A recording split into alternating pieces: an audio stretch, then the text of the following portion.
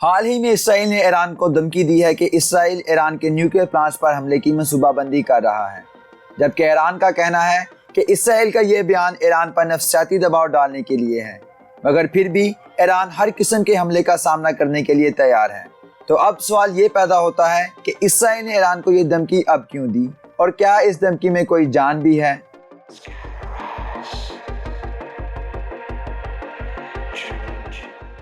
اسرائیل مسلمان ملکوں کے نیوکلیئر پلانٹس تباہ کرنے کے حوالے سے کافی مشہور ہے۔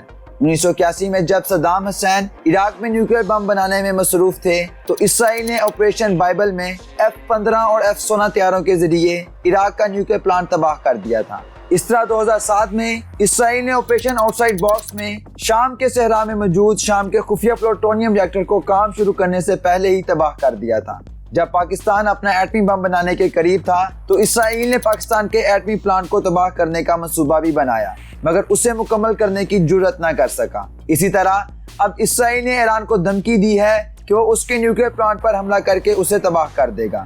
اس کی وجہ یہ ہے کہ جب امریکی صدر اوباما نے 2015 میں ایران کے ساتھ نیوکلیئر ڈیل کی تھی تو یہ طے پایا تھا کہ ایران صرف 3% تک یورینیم انریچ کر سکتا ہے، مگر جب صدر ٹرمپ اقتدار میں آئے تو انہوں نے یک طرفہ طور پر ایران کے ساتھ کی گئی نیوکلیئر ڈیل ختم کر دی اور ایران پر تجارتی پابندیاں عائد کر دی، جس کے جواب میں ایران نے اعلان کیا کہ وہ اب 20% تک یورینیم کو انریچ کرے گا، جس سے اسرائیل کے 14 طبق روشن ہو گئے۔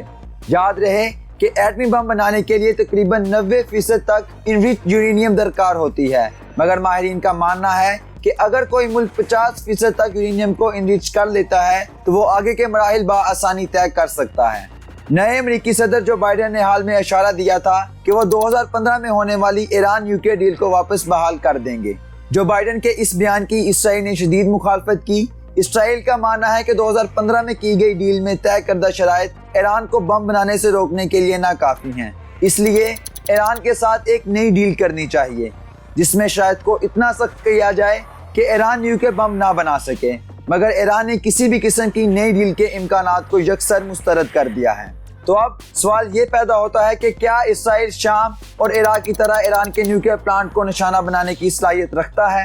اسرائیل ایران پر حملہ تو کر سکتا ہے، مگر اسرائیل کے لیے ایران کے پلانٹ تباہ کرنا شام اور عراق کے پلانٹ تباہ کرنے جیسا آسان نہیں ہے۔ ایران ایک وسیع و عریض ملک ہے اور اس کی ایٹمی تنصیبات پورے ملک میں پھیلی ہوئی ہیں۔ کچھ تنصیبات تو پہاڑوں کے نیچے 260 فٹ تک موجود ہیں جن کو امریکی ساختہ بم بھی نقصان نہیں پہنچا سکتے۔ دوسرا، ایران نے ہوا میں طیاروں کو نشانہ بنانے والے میزائلوں پر بھی کافی سرمایہ کاری کی ہے۔ ایران کے پاس ایسے میزائل موجود ہیں جو 300 کلومیٹر دور تک طیاروں کو ٹریک کرنے اور تباہ کرنے کی صلاحیت رکھتے ہیں۔ ایران کی اس صلاحیت کی وجہ سے اسرائیل نے ابھی تک ایران پر فضائی حملہ تو نہیں کیا، مگر موساد کے ذریعے ایران کے نیوکلیئر سائنسدانوں کا قتل کرنے میں ضرور کامیاب ہوا ہے۔